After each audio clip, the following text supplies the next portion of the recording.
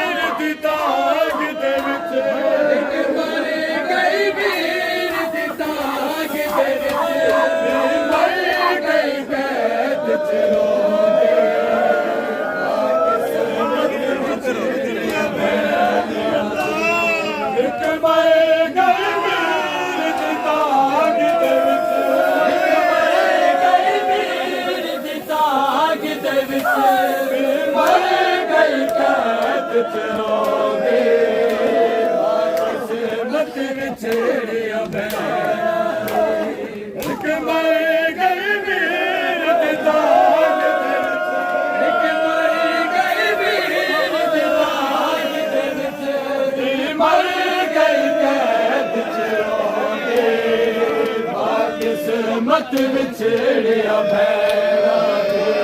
अकबर ने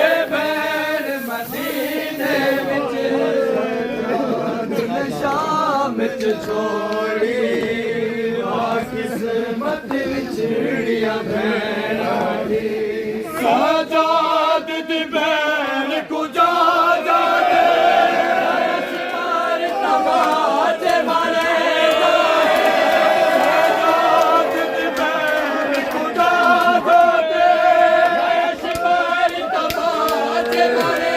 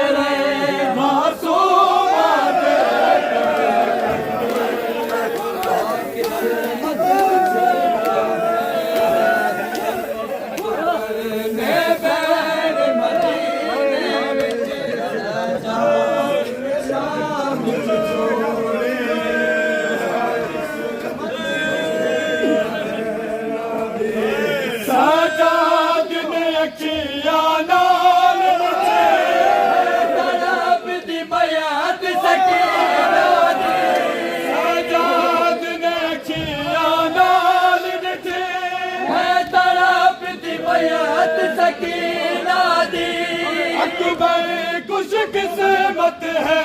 अपनी अकबर कुछ किस्मत है अपनी जय भैन निठी ना मर दिया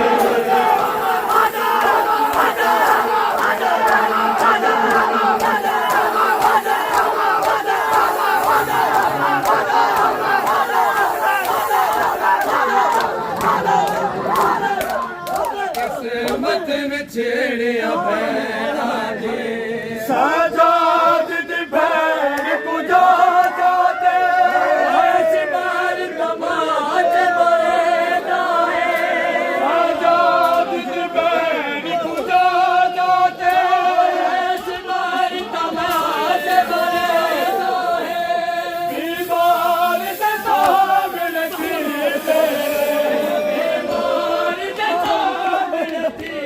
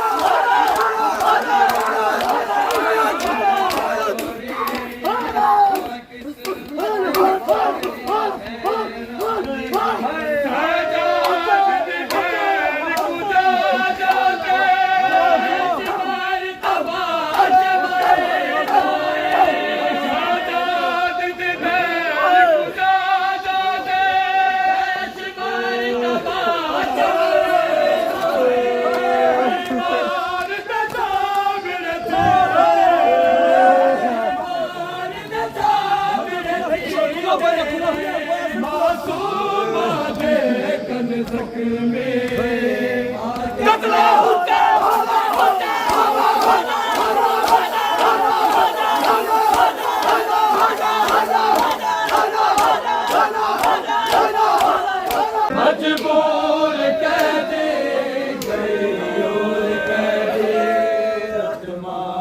चादर खुदा ना पिया है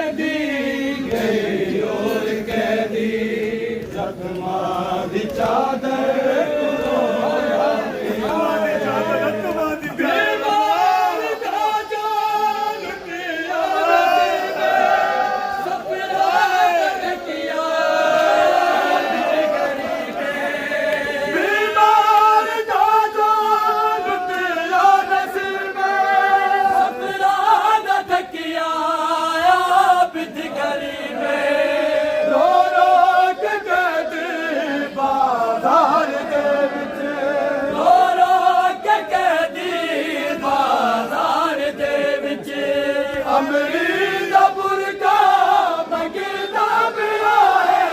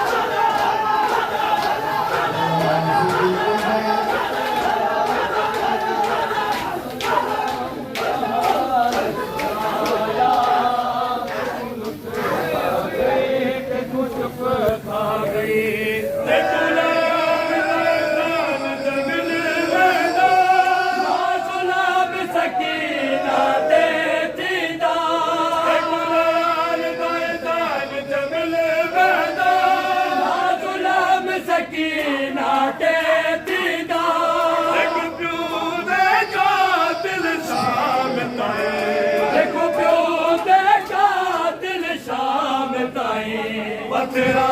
ते सफर कराया खा गए ते कुछ पर खा बेकफन हुसैन जिदिया आया बेकफन हुसैन जिदिया आया बेवतन समझ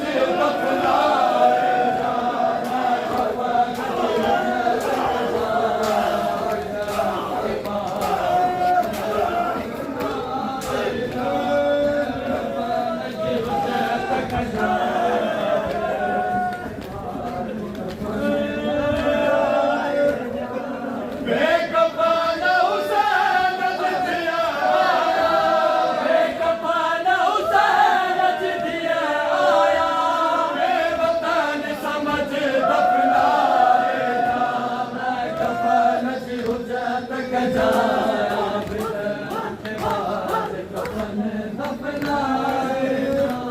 इसी मैया तेनू दिया के सब जमदा हकदार मसूम कमर सजिया इसी मैया तेनू दिया के सब जमदा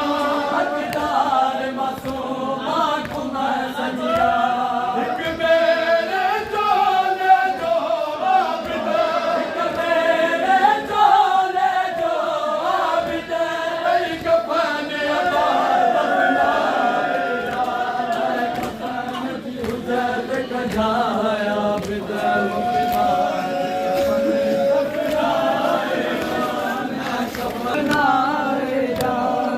कफन जी हुज्जत कजा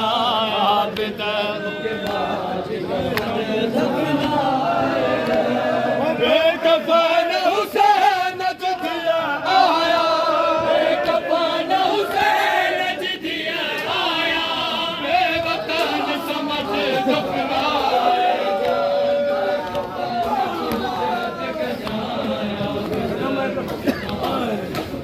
हाय शाम हाय हाय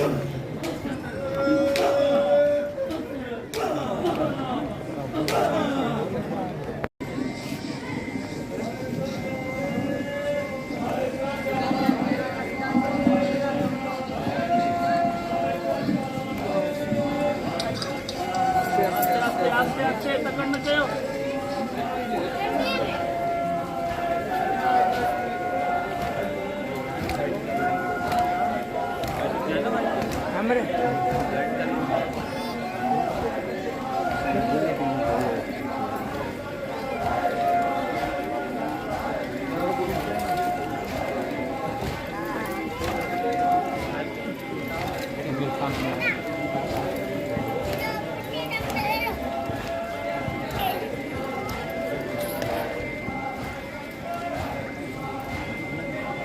Yeah.